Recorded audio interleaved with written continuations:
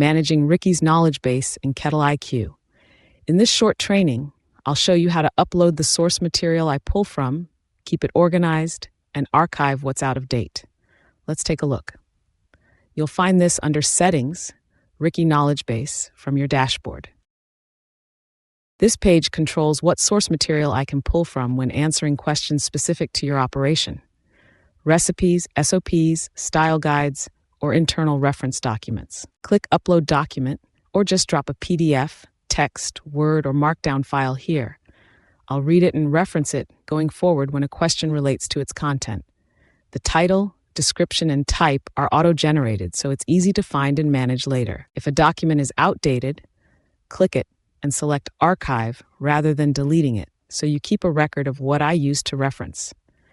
You can also review which documents I'm actively drawing from to spot gaps in what I might need but don't have yet.